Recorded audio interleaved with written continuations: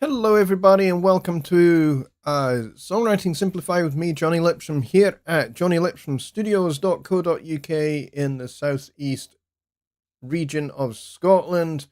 And Scotland, as everybody knows, is literally the capital of literally everything. Literally.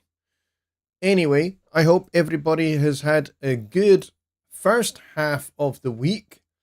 It's been a good one for me. It's been a very, very busy one for me. Yeah, I have had a very, very busy couple of days, 3 days in actual fact. And it's not going to get any less busy probably until the start of next year. So, I guess I just have to grin and bear it like I normally do.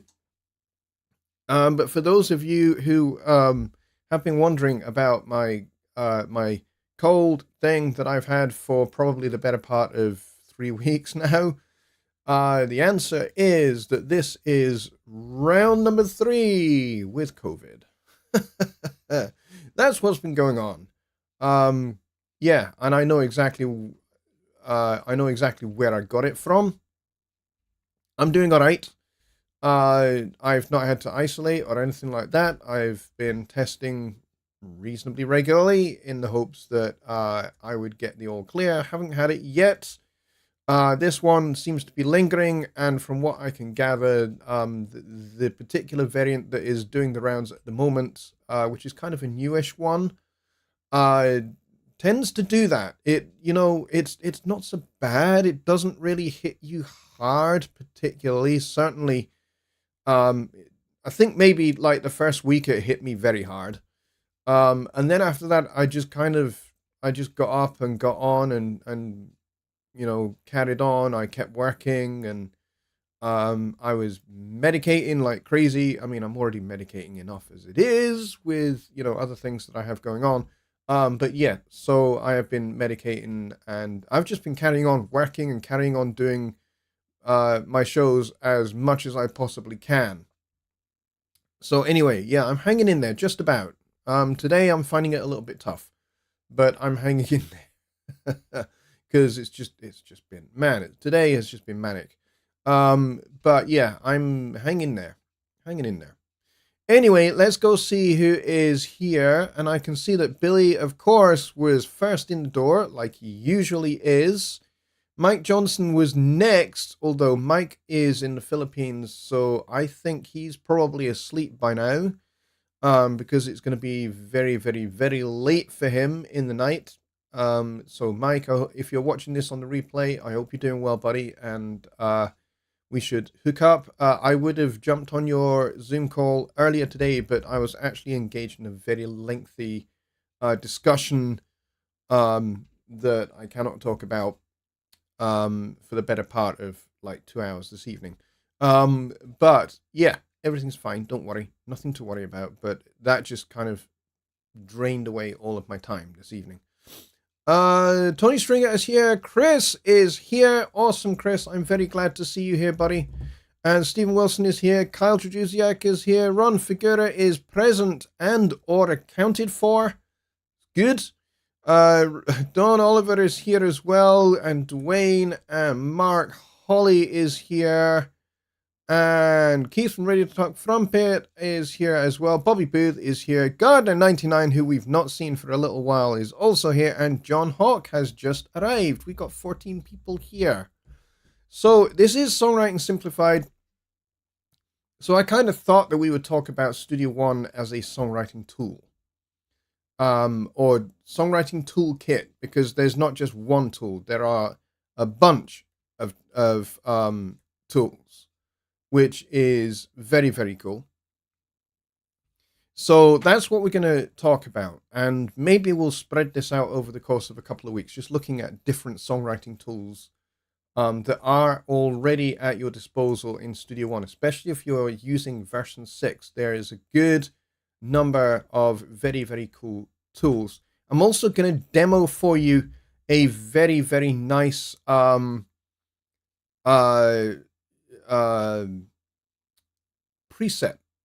or rather it's a set of presets for well, it's a sound set actually. That's the word I was looking for. A sound set for Presence that I picked up a little while ago.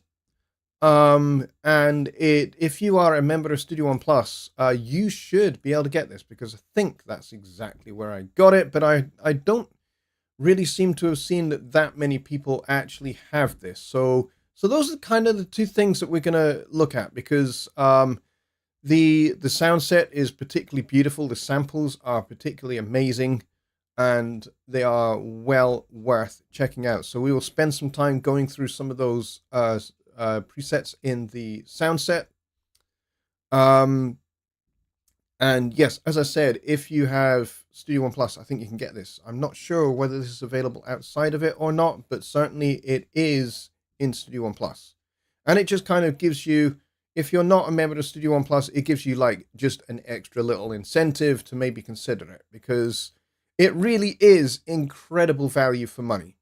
No kidding. It's, you know, I'm not going to get into a massive discussion about, kind of the merits of or not of subscription for software, because I am well versed in both arguments and both sides of the discussion, because I have held both sides of the discussion. In fact, I have held both sides of the discussion equally passionately at different times. So I'm very well versed in both sides of that particular story. And although I'm kind of ambivalent, I think is my position now. And some people would call me a fence sitter when it comes to this particular thing. I don't see it that way. I see it more as, whichever you prefer. I'm quite now dispassionate one way or the other. I know where I actually prefer it for myself, but in regards to other people, I would just say kind of, make your own mind up, decide how you want to do things, and just do that and get on and make music. Otherwise, I don't get really down into the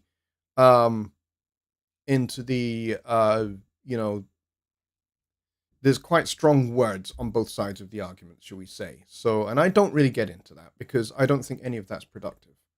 So, yeah, I have been very, very, very passionately pro own your license. And I've also been very passionately, hey, subscriptions are actually pretty good. Kind of where I am for myself. For my own usage, I think subscriptions, there are some subscriptions that are better than others. I think that's the kind of thing here. It depends upon the company and what they actually offer you as to whether subscription is good. In the case of Presonus, I think it's very, very good. Actually better than a lot of the competition. But that's a whole nother subject for a whole nother show and a whole nother time. But I needed to set that up. I needed to say that to set up what I'm gonna demonstrate. So anyway, Kyle says, I got a note from Lawrence with a set of steps to kill the settings files. We'll give it a go tomorrow. Okay, cool. Yeah, for those of you who don't know who he's talking about, who's Lawrence? Lawrence is a legend at Presonus. Genuinely, literally. He's probably not watching this show, but Lawrence, if you are, I mean that most sincerely. Lawrence is a legend. He's one of my best friends. He's an absolute genius when it comes to Studio One. I would say nobody knows Studio One better than he does. And he really does. I know Studio One pretty well. I would say I would say I know it extremely well. But even when I have questions, there's one person I go to, and that's Lawrence. If there's something I don't know, or something I don't understand, or something I may be missing out on, I talk to Lawrence. And Lawrence just, he's like he is the Yoda of Studio One, frankly. So that's who Kyle is referring to. And Lawrence is he's a software support specialist, and he's also a QA guy as well. So he kind of splits his time, which is cool. but specializing in Studio One. Anyway, that's who Lawrence is, and that's who Kyle is referring to.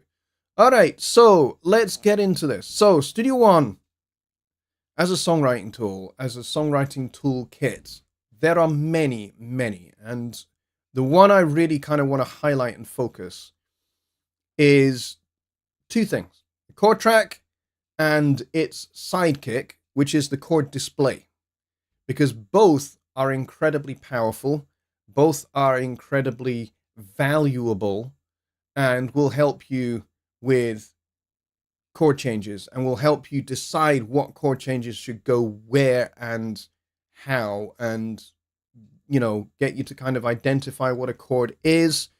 There are some caveats which I will get into as we go with the chord display, but it is very, very cool. So let's go over to Studio One, and I just need to make sure I have the correct song open, which I now do. All right, so let's go over there. There we go. All right, so what I have open here is I have presence, and I have the chord display, and I also have the chord track. If I click on the chord track over here, this is a very cool thing.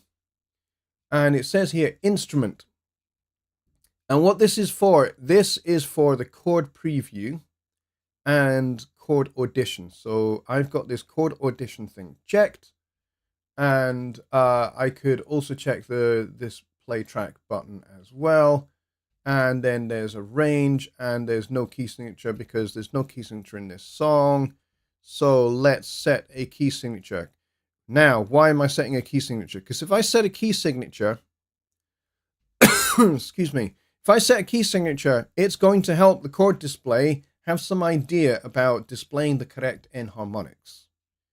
So if you set a key signature, particularly like if you set a flat key signature, and then we've got A flat major here, but if we set a flat key and then I play a B flat chord, it will now say B flat. Whereas if we change that, if we had set that to null or to C, then we might see something else. It might say A sharp, which you don't want, unless you are in a sharp key. So let's put ourselves in F sharp major just for funsies. Now it correctly says A sharp. And by the way, I'm also playing that sound library that I was telling you about, but let's go back to A flat because A flat is fun. So Studio One detects enharmonics automatically. So what are enharmonics? Well, that's the difference between something that is flat and something that is sharp. So if you are in a flat key like B flat major, you don't tend to use sharps unless, for example, you are changing key from B flat major to G minor. In that case, you would see an F sharp.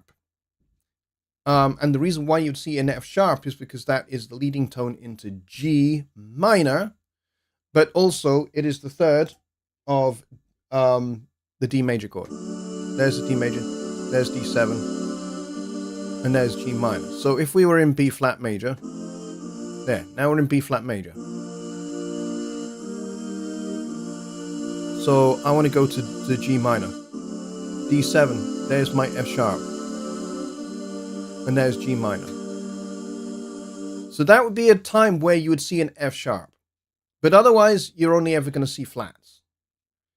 So Studio One is really, really smart here in that it knows that. Now, I've got this set on chord input. You've got chord track here, which means it will display whatever is in the chord track or whatever is in the editor. So if you are working in the note editor, it will show whatever is in the note editor or the score editor. In this case, I'm doing input chord because I want it to display chords as I play them.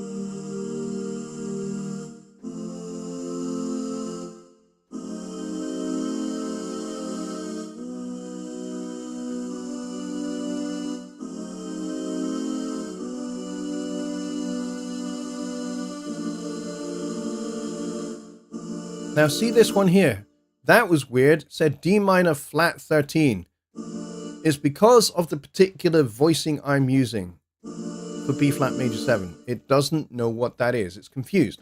However, if I do this, different voicing, now it's going to say B flat major 7 because I'm playing it in root position. So there are still some niggles with Studio One and chord input. And you will get this if you are using the chord track and you are detecting chords from, say, a piece of audio or from a MIDI part, like a piano part that's a MIDI part. It may flag up some strange looking chords like D minor flat 13. You know that that's not D flat minor, that's not D minor flat 13. That's B flat major 7. There's B flat major. There's the major 7 underneath it. So that's B flat major 7. So that's not correct. So if you see that in the chord track, you can just double click that and you can change that and it will display correctly after that. But right now, right now it's not doing that. Bobby Booth says, can you use the chord track to see what chords are being used on a piano track? Yes, if you have a piano track and you drag it onto the chord track, it will detect the chords and it will put the chords into the chord track for you. Okay, that's fairly easy. That's a fairly easy one to demonstrate. In fact, I've already got a video that goes through how to use the chord track when we launched chord track, which I think was Studio One 4, I think, if I remember rightly. I could be wrong about that.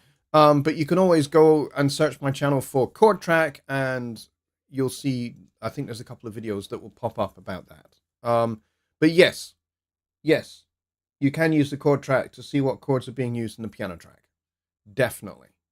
All right, so that's input chords. So chord track will then show the display of whatever is in the chord track.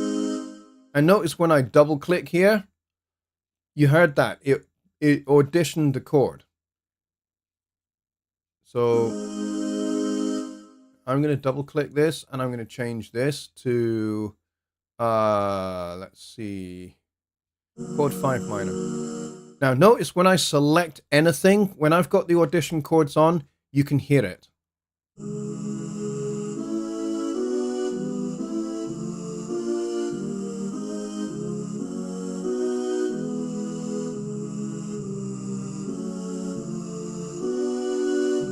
Which is a very, very handy feature. Now, notice how everything is being done in root position, which is a little bit strange.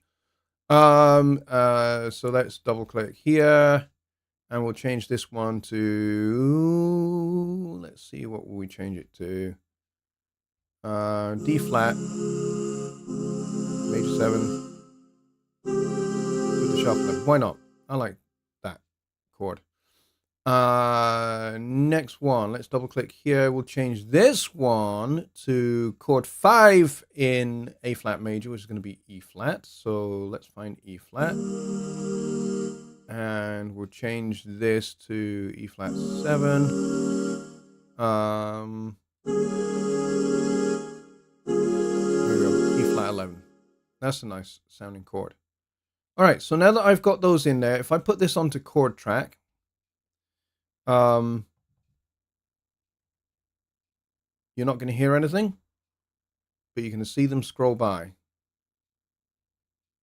because I haven't actually played anything. There's no MIDI event here, so that's why it's not doing anything. That's why you don't hear it. The audition thing here only auditions. Now, if I click in play here, let's see what happens.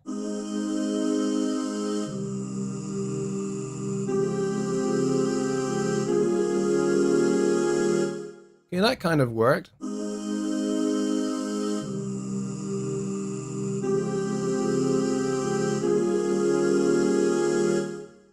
Kind of sounds nice. I kind of like that.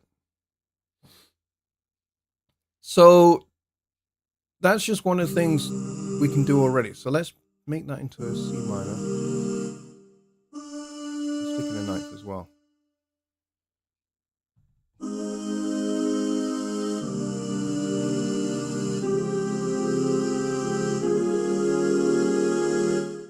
All right, I like that. And of course, we can loop that.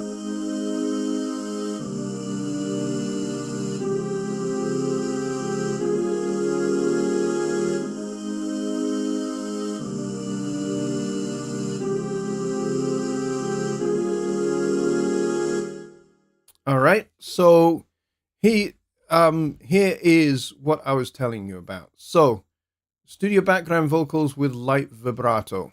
Where did I get this from? I hear you asking. I got this from this Impulse record sound set, and it's called Cinematic Vox. I think I certainly got this through Studio One Plus, if I remember correctly. But there's all sorts of very nice sounds here.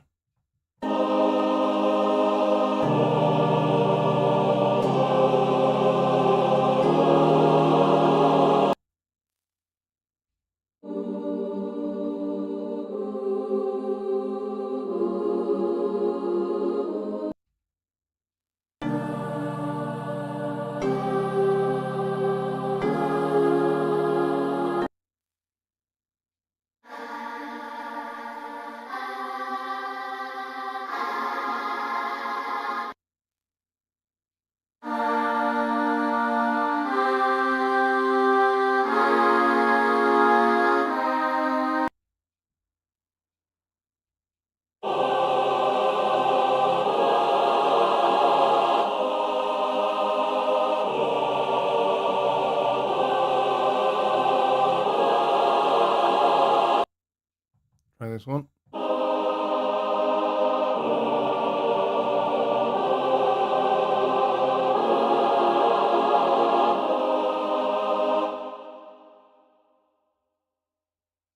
And then you've got men's choir as well.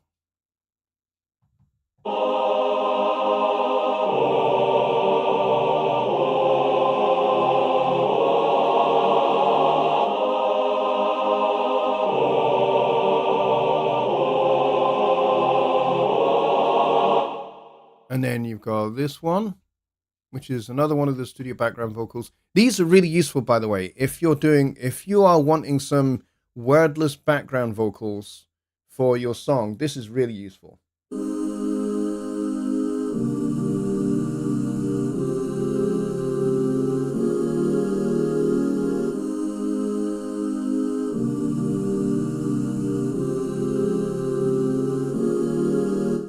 And then you've got urban choir, which is more like a kind of a gospel choir sound.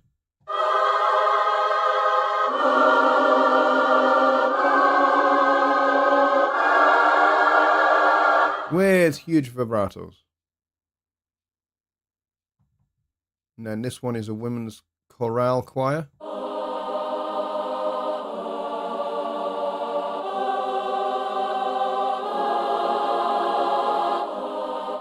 And then this one's fun. They've actually sampled these from different groups of people, which is, again, it's pretty amazing that they took the time to do this.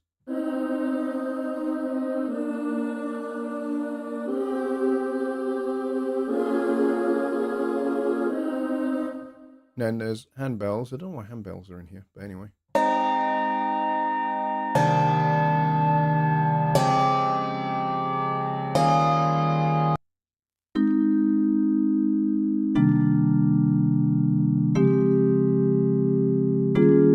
Seems a strange place to put handbells, right in the middle of this, but you've also got other things like they've got a whole bunch of human speech samples. Let's think about this.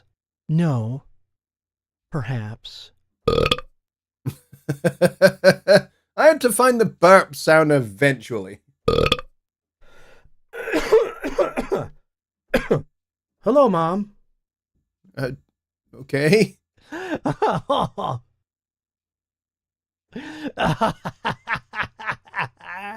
Nobody laughs like that I know of. Man, sunburn. What? My back is killing me. It actually is. That's actually quite true. Yep, that sums up my day pretty much. That is really cool. It is actually. This set of sounds is very cool. That is really cool. So yeah, there's a whole bunch, and there's kids ones as well.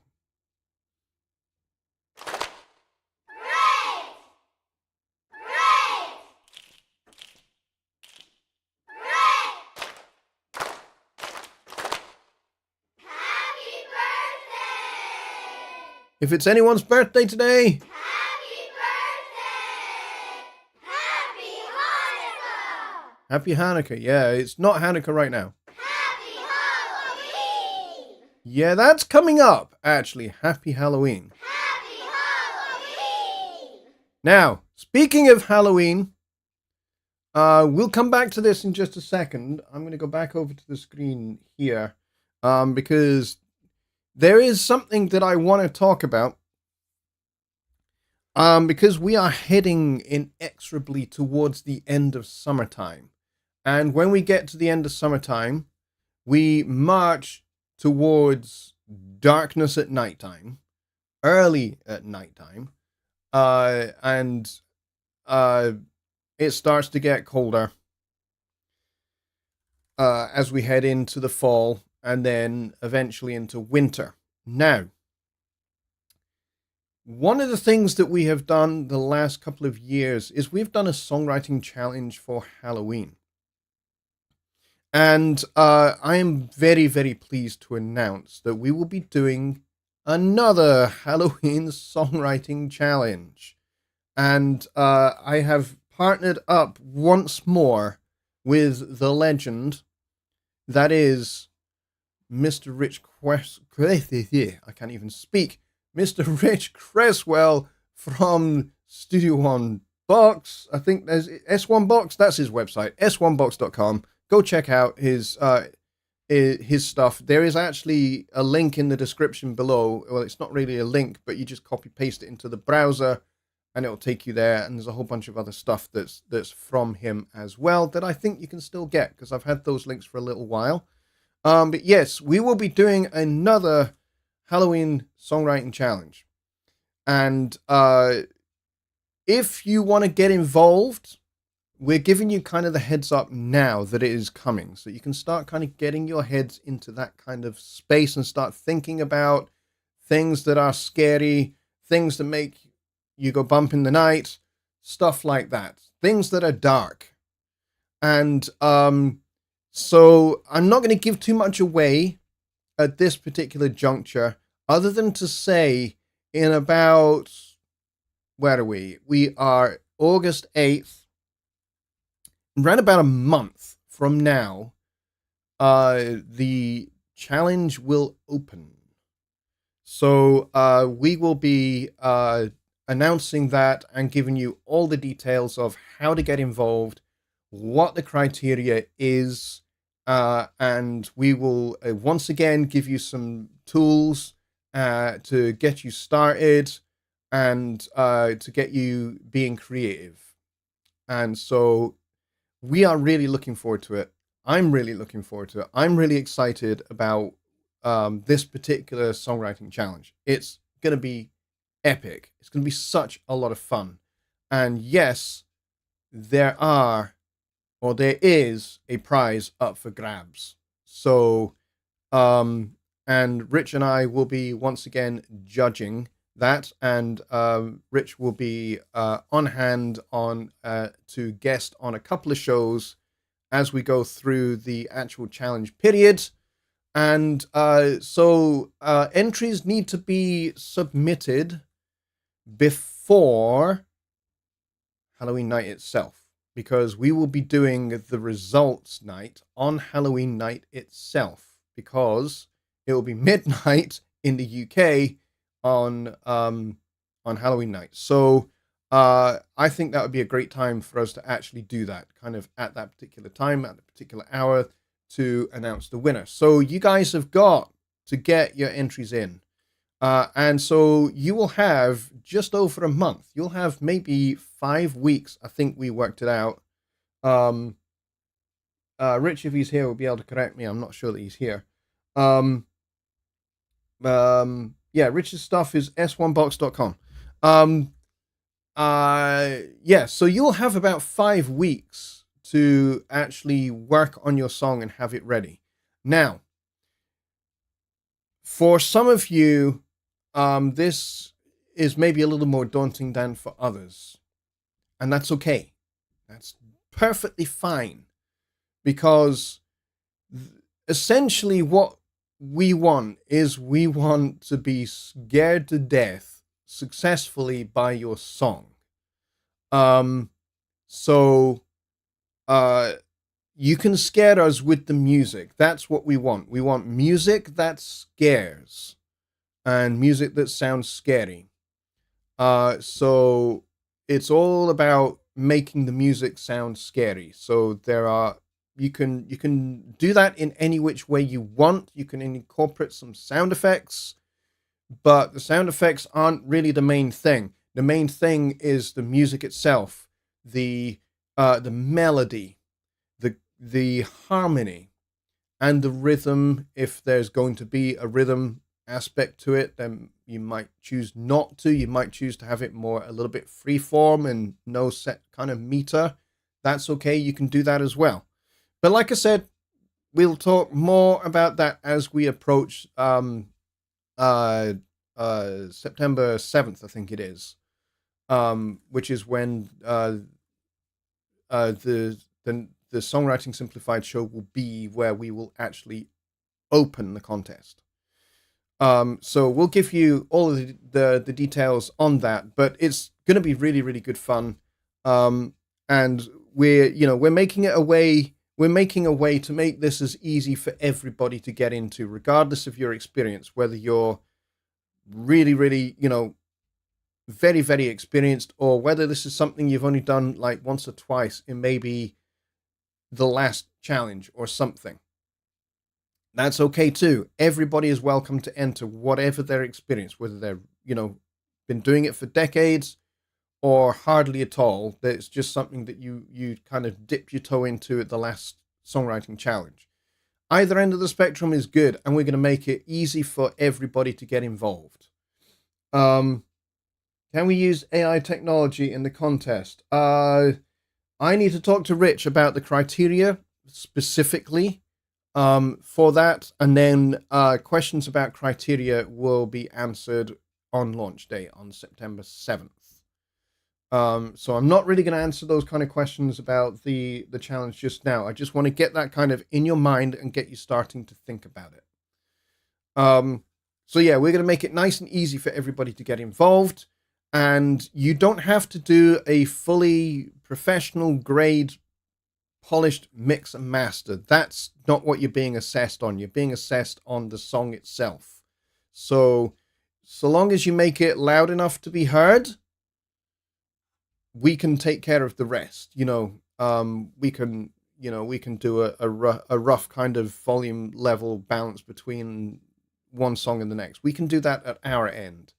But otherwise, you don't need to do anything mixing or mastering if that's not in your wheelhouse. However, since we do have mixing and mastering engineers in our little group here who maybe aren't exactly songwriters or music producers or performers particularly, I thought maybe it would be a good idea if those people could help out this, the songwriters who maybe aren't quite so good at mixing. Maybe people like Bobby Booth and Kyle Jadrusiak, our kind of mixing guys. Maybe you guys could help do mixes for those that aren't very good at it, maybe. And you could submit your entries as a mixing aspect of the contest.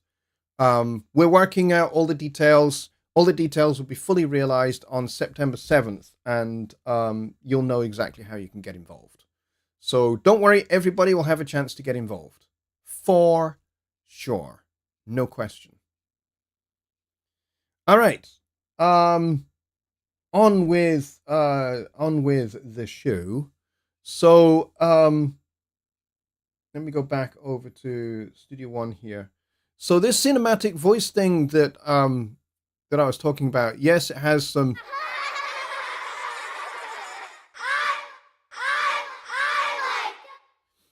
It's got some spoken word stuff in here. It's got some different things here.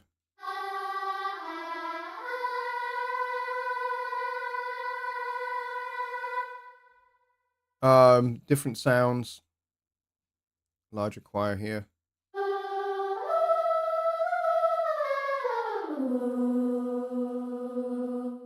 And of course, each one has a different playing range because some of these are kids. So some of them you have to play them a little bit higher, you know.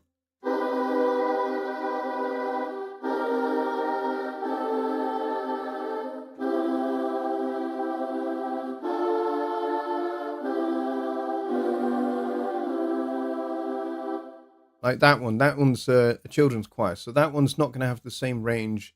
And this one is more kind of sound effects.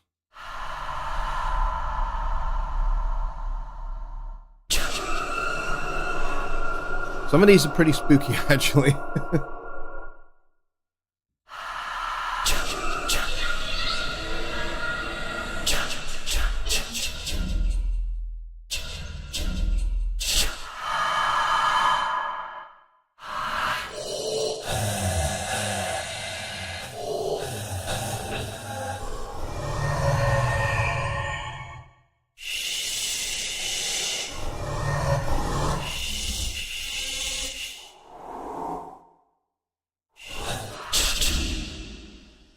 So some of those I might actually use for the Halloween challenge because some of these are very, very cool.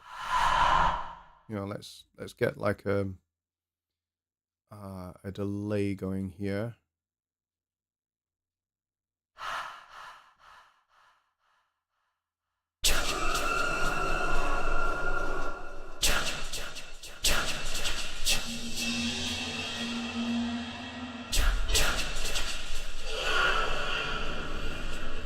Oh yeah, I could definitely make use of some of these for sure.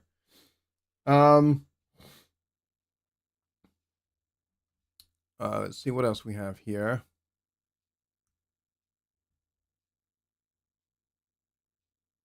And then you got some solo vocalists as well. So we got a male solo vocalist doing some E's.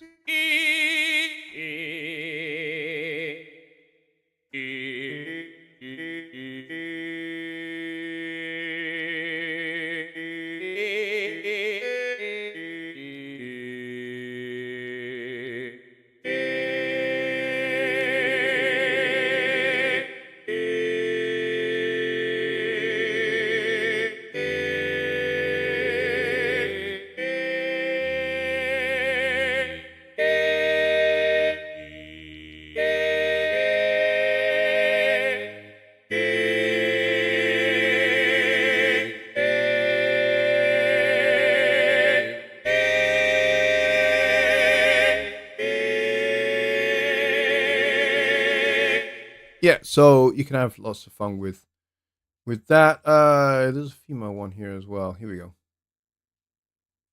Female vocalist doing some oohs. Bit more operatic.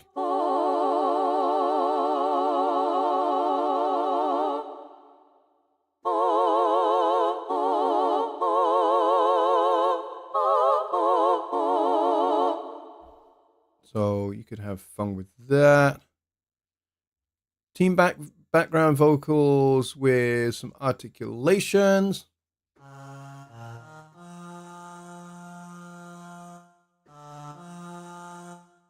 And the articulations are down here.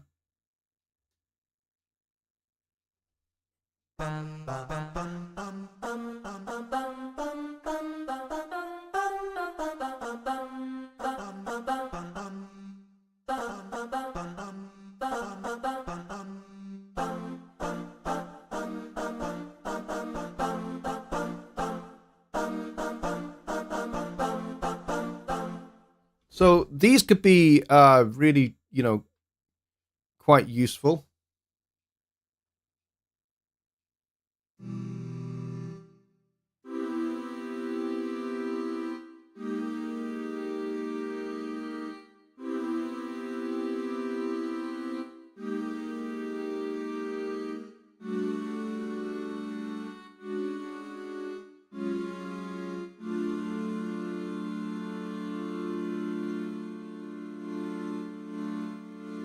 And then the mod wheel kind of adjusts dynamic range.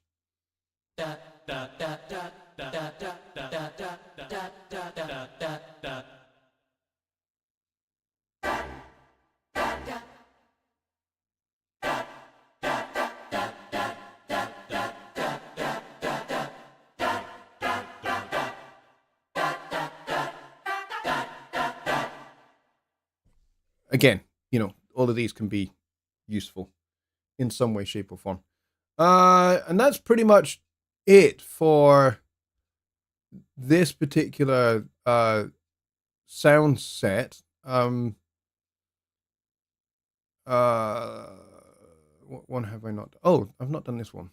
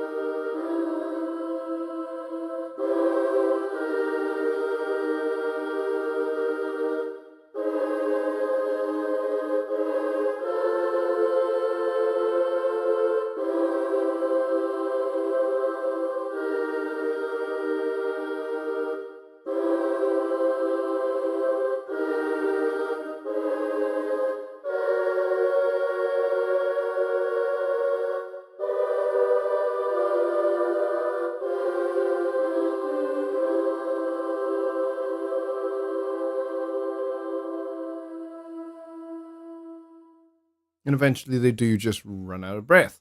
But there you go. So that's a bunch of first graders, and it says here low end stretch for playability, which means it's been some of the low end has been pitched down a little bit.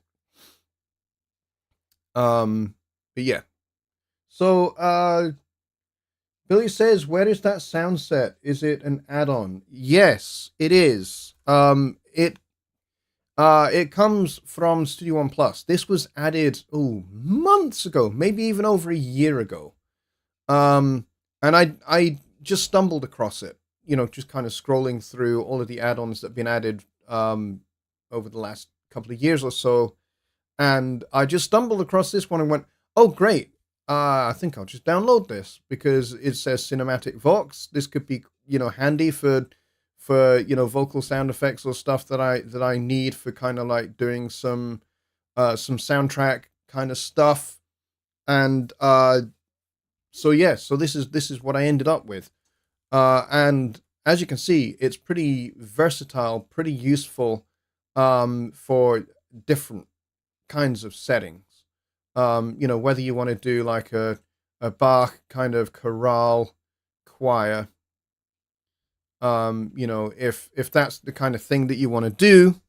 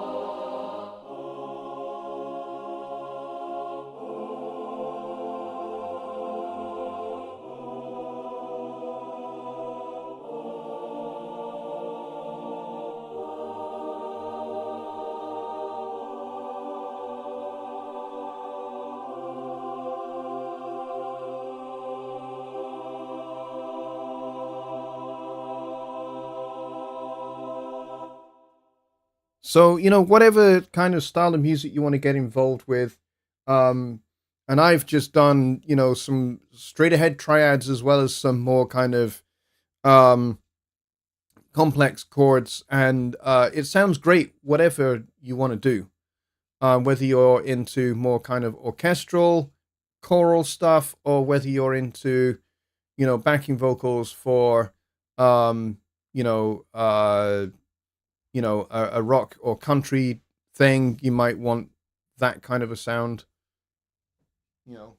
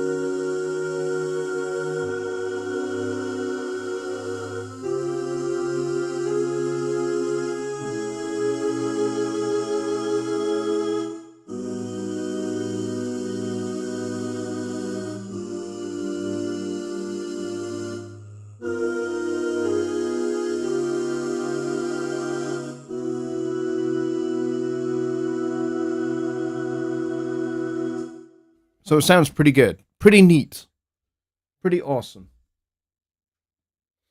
Let's see. Bus had a flat tire then. I don't know what you're talking about at all. Let's see. Don says, "Is that a sound set? I can't find that one." It's a sound set that came from Studio One Plus, if my memory serves me correctly. I found it just basically scrolling back ages ago. I think it's been in Studio One Plus for over a year. So I think I kind of just stumbled upon it and just downloaded it. And I actually really like the sound of it. It's very, very cool. I certainly did not purchase it. John Hawk says, "Can't find that anywhere." Yeah, I'm pretty certain that's where I found it. I can double check, but I'm pretty sure that that's where I got it from.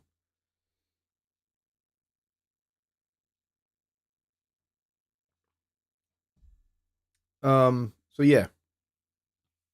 I'm pretty confident that that's where I got it from. It's called Impulse Records Cinematic Voice, is what it's called. And I'm pretty sure it's in Studio One Plus that I found it. Neil Thompson is very late. Very late indeed. He says. But Neil, I'm glad you're here, and you can certainly play catch up because we're talking Studio One songwriting tools, and so I've done a little talk about the chord track and the chord display, and how you can audition chords, which is very, very handy. So, if you're wanting to decide, hey, what chords should go into my song, let's say I don't like this A flat chord. When you double click on it, if you've got, this is the inspector for the chord track. How do I get that? Simple. You just click up here. If I click down here, it changes to the instrument. If I click on here, now it's the chord track. And now you can see the chords that I've entered in there. But you can also see I've selected the chord preview instrument. There is actually a specialized one that's just called chord preview. But by the way, I don't like the sound of it. So I decided I would go with the instrument that I already have here, which is presence. So it's just using that. And then it's got audition chords and play track. Now, what's cool about playing the track is that even though I don't have anything, no MIDI event here, I can just play whatever's in the chord track here. So let's say we decide to make this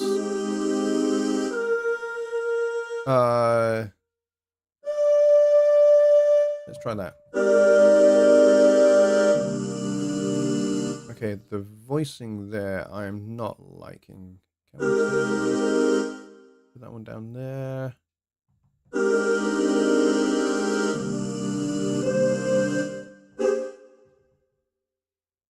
Why is it? Oh, I think I know what's going on there. It changed my chord. Damn it. There we go.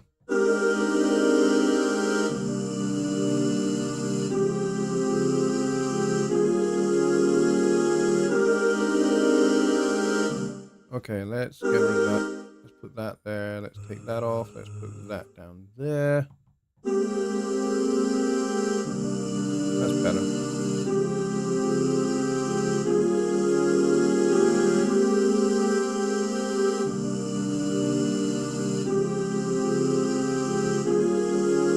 It sounds a bit more cohesive now. So, but you can see how useful this is.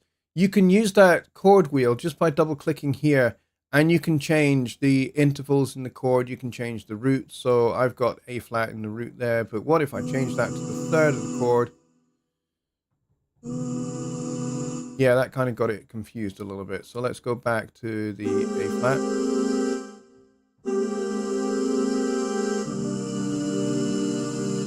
And then let's go and change the bass note to a C.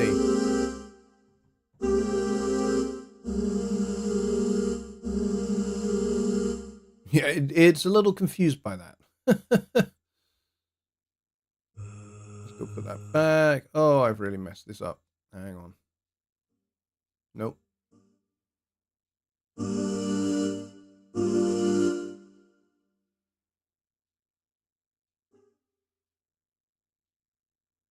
Okay, I've totally messed this up.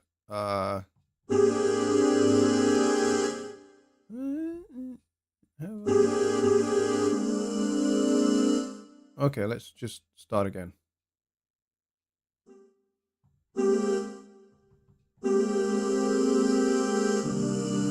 That's better. Next.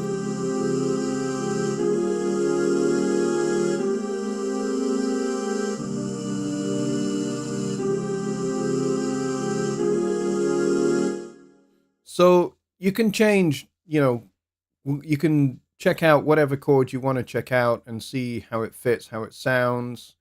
You can add the different intervals in. You can add in whatever. You could add in sharp 9, but I wouldn't recommend it for an A flat major chord, particularly. I would just go for the regular 9.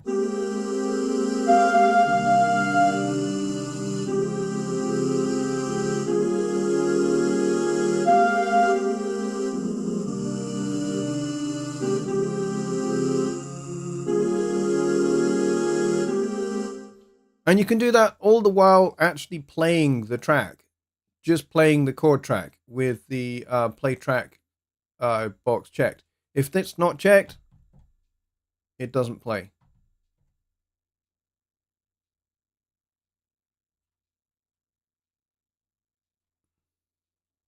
You hear nothing. So you're going to have that checked.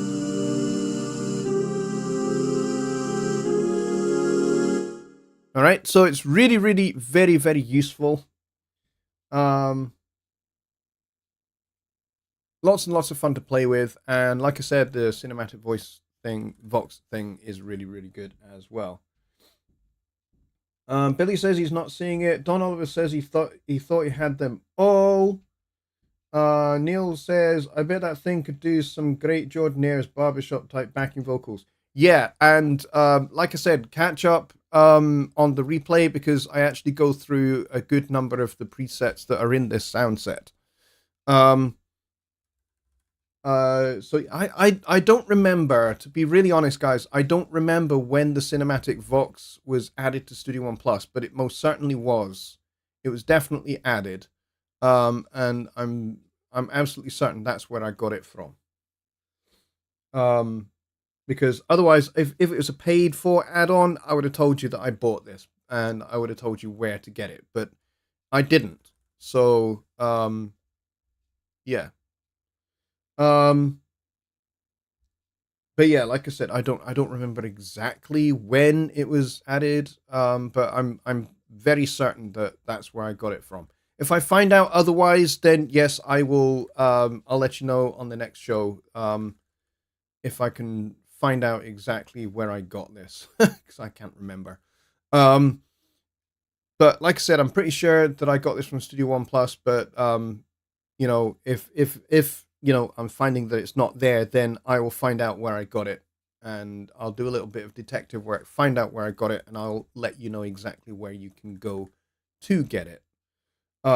If you would like to purchase it, because it's very cool.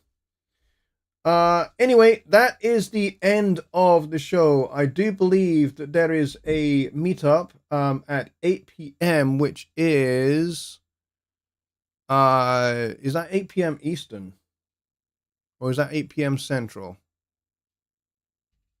That's in an hour's time. If it's 8 p.m. Central, that will be in 1 hour's time, not straight after this. It'll be 1 hour after this. Neil says, I couldn't see myself using that chord wheel thing in songwriting. I hear chords in my head and then figure out what they are. I could definitely see the chord wheel being handy for some folks, though. Yeah, it depends upon how you work, to be honest. But one of the things you can do is you can use the chord input thing as well. So if I set the chord display to input chord, and then I play,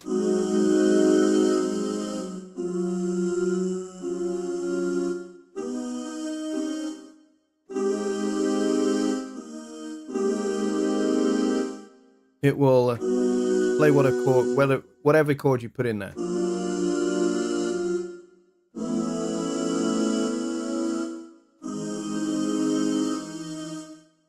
Whatever that might be. And as you can see, the chord selector is also changing at the same time. So I want to keep it there, though.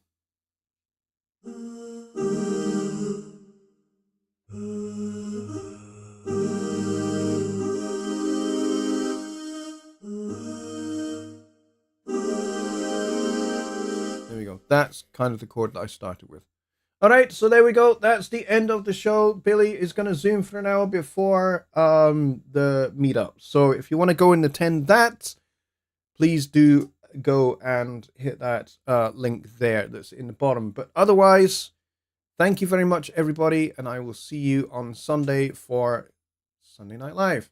All right, good night, everybody.